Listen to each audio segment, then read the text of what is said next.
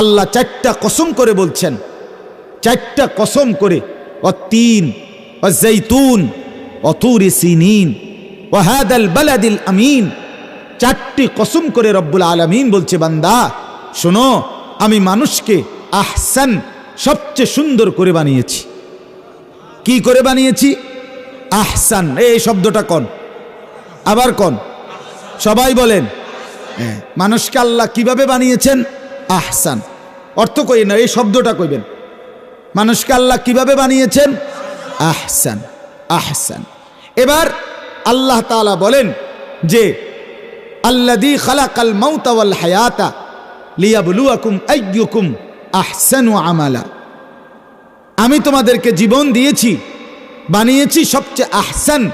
এবার আমি আল্লাহ দেখতে চাই তোমাদের আমলও আহসান। তোমাকে বানাইছি সবচেয়ে সুন্দর করে, তুমি আমার বড় যত্নে গড়া, তুমি আমার নিজ হাতে সাজানো। ফি আইয়ি সূরাতিম মা শাআ রাক্কাবাক। আল্লাহ বলে, বান্দা আমি না তোকে বড় যত্ন করে বানাইছি রে। আমি সেই আল্লাহ, যেই আল্লাহ বানাইতে কিছু কুন বললে হয়, ফায়াকুন, হও বললেই হয়ে যায়। অথচ সেই আল্লাহ আমি 9টা মাস টানা, আমার মতো মনিবের 9 মাস না, 9 সেকেন্ডও লাগার কথা না, কিন্তু তোরে বানাইতে গিয়ে আমি 9টা মাস তোর মায়ের পেটে অন্ধকার জায়গায় আমি নিজ হাতে ডিজাইন করেছি, আমি কাজ করেছি। তুই আমার বড় যত্নে গড়া, তুই আমার হাতে গড়া বান্দা, তোরে আমি বড় যত্ন করে সাজিয়েছি। তোর মাকে জিজ্ঞেস কর বান্দা, তোর যেদিন নাক লাগাইছি, চোখ লাগাইছি, কান লাগাইছি, আমি কোনোদিন তোর মাকে জিজ্ঞেস করি নাই, তোর বাবাকেও জিজ্ঞেস করি নাই যে তোমার সন্তানের নাক কোথায় দিলে ভালো হয়, তুমি বলো। না না, আল্লাহ বলে আমি কাউকে বলি নাই, আমি আমার মতো করে আমার বান্দা আমি সাজিয়েছি। ওয়ালাকাদ খালাকনাকুম সুম্মা সাওয়ারনাকুম। আল্লাহ বলে আমি তোমাদেরকে বানিয়েছি, আমি তোমাদেরকে সাজিয়েছি, সাজিয়েছিও আমি, বানিয়েছিও আমি। তো বাপ আল্লাহ তাআলা বড় আহসান করে বানাইছে। আহসান বানাইছেন কিরকম? আর এখানে বললেন লিয়াবলুয়াকুম আইয়ুকুম আহসানু আমালা, আমি তোমাদের আমলটাও দেখতে চাই আহসান। বানাইছি যত্ন করে, কাজে হাসবা সুন্দর করে, কাঁদবা সুন্দর করে, কথা বলবা সুন্দর করে, পেশাব পায়খানা করবা সুন্দর করে, ঘুম যাইবা সুন্দর করে, খানা খাবা সুন্দর করে, পানি পান করবা সুন্দর করে, হাঁটবা সুন্দর করে, কথা বলবা সুন্দর করে, লেনদেন করবা সুন্দর করে, আচার ব্যবহার করবা সুন্দর করে, বিবাহ শাদী করবা সুন্দর করে, স্বামীর স্ত্রী সম্পর্ক বজায় রাখবা সুন্দর করে, ছেলে মেয়েকে লালন পালন করবা সুন্দর করে, উপার্জন করবা সুন্দর করে। এই সব সুন্দর পাবা কোথায়? আমার রসুলের মধ্যে, কারণ তিনি আমার আহসান। এজন্য এখানে কোনো বুদ্ধি বিবেক খাটাইলে সুন্দর না। এজন্য রাসূলুল্লাহর সুন্নত বাদ দিয়ে যা কিছু, এটা কখনোই আহসান নয়। এজন্য দস্তরখান আহসান, ডাইনিং টেবিল আহসান নয়। এজন্য মেসওয়াক আহসান, ব্রাশ টুথপেস্ট আহসান নয়, আহসান নয়। এজন্য দাড়িওয়ালা চেহারা এটাই আহসান, দাড়িবিহীন চেহারা আহসান নয়। এজন্য চারদিকের সমান চুল এটাই আহসান, সেলুনের ওই বিশ্রী কাটিং, মুশরিকের এই কাটিং, তোমরা যুবকরা যারা মাথার চুল রাখছো, তুমি মনে করছো এটা খুব হ্যান্ডসাম, খুব সুন্দর। ধোকা, তুমি বোকা, তুমি বেওকুফ, তোমারে ধোকা দিছে। তুমি নাফিতের কাছে ধরা খাইছো, তুমি সেলুনে গিয়া মার খাইছো, তুমি রাসূলুল্লাহ সাল্লাল্লাহু আলাইহি সাল্লামের সৌন্দর্য নেও নাই, সৌন্দর্য নেও নাই।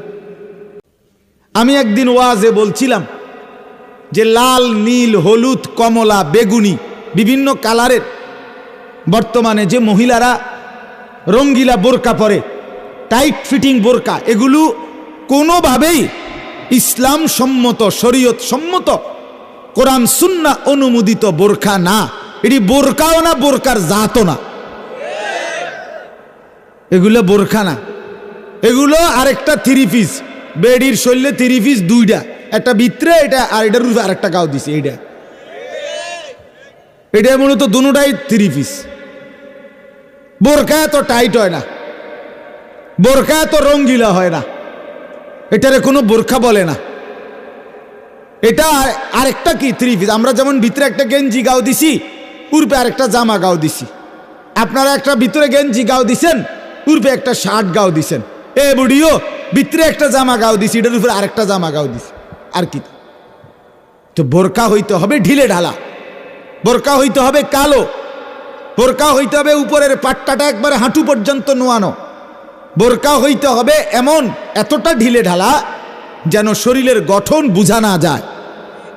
মহিলাটা চিকন না মোটা লম্বা বেটে এটা বোঝা যাবে না, বিশেষ করে তার অঙ্গ প্রত্যঙ্গ বোঝা যাইতে পারবে না, নাই তো এটা বোরকা না।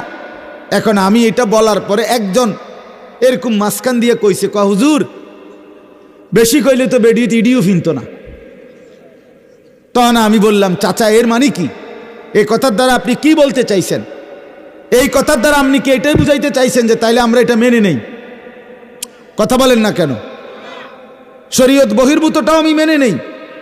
না না, কেউ না মানুক, একেবারে এই পৃথিবীর একজন মানুষও, একটা মুসলিম নারীও বোরকা পরে না, তাই বলে কি আপনি আল্লাহর হুকুম শরীয়তের বিধানের মধ্যে কিছুটা ছাড়, কিছুটা ঘাটতি, কিছুটা কমাইয়া বলতে পারবেন যে বেডা মানসি মোড়ে কি করে না, জোর আসরে পরে না, আমনে আইসেন ফজর লইয়া মানে যাতায়াতি করতেন মিয়া, আরে রাহেন ফজর পরে বাঁচতে পড়ব, আগে জোর ফরান, এটা বললে ইমান থাকবিনি? কথা বলেন না কেন? মানুষে তো শুক্রবারে নামাজে পড়ে না, আমনে আইসেন মিয়া 5 ওয়াক্ত লইয়া এনে বাড়াবাড়ি, এটা বললে হবে নি? দিন দিন, কেউ মানলো এর দূর, কেউ না মানলো কি। হাদিসের মধ্যে আছে, আল্লাহ নবী সাল্লাল্লাহু আলাইহি ওয়াসাল্লাম বলেন,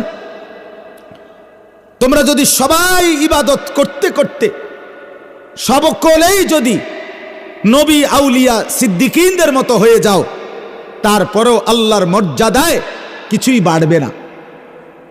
আবার তোমরা নাফরমানি করতে করতে, কুফরি করতে করতে, আল্লাহর অবাধ্যতা করতে করতে যদি সকলেই ফেরাউন নমরুদ হয়ে যাও, আল্লাহ তাআলার শান আর মর্যাদার মধ্যে কমবে না। বান্দার ইবাদতের কারণে আল্লাহ বাড়ে না, বান্দার নাফরমানির কারণে আল্লাহ কমে না, বরং ইবাদত করলে বান্দারই লাভ হয়, না করলে তারই নোকসান হয়। বুঝাইতে পারলাম কি না বলেন? অতএব বাপ এটা গুরুত্বের সাথে খেয়াল করেন। আমাকে আল্লাহ বানিয়েছেন, আমার আমল হতে হবে, আমার পুরস্কার মিলবে। এখন আহসানের মাপকাঠি মানে আমি আমার সব কিছু, উঠা বসা চলা ফেরা, আচরণ উচ্চারণ, লেনদেন, ঘর পরিবার, আচার আচরণ, সব কিছু, বাজার ব্যবসা, স্ত্রী সন্তান সংসার, হাসি কান্না আনন্দ বেদনা, সকল কিছুকে যদি সুন্দর আহসান বানাইতে চাই তো মাপকাঠিকে রাসূলুল্লাহ সাল্লাল্লাহু আলাইহি ওয়াসাল্লাম, মানে একটা স্যাম্পল রাখবো লাগবে না, আমি কোনটার মতো বানামু, একটা নমুনা লাগবে কিনা বলেন না, সেই নমুনাই মুহাম্মদুর রাসূলুল্লাহ সাল্লাল্লাহু আলাইহি ওয়াসাল্লাম।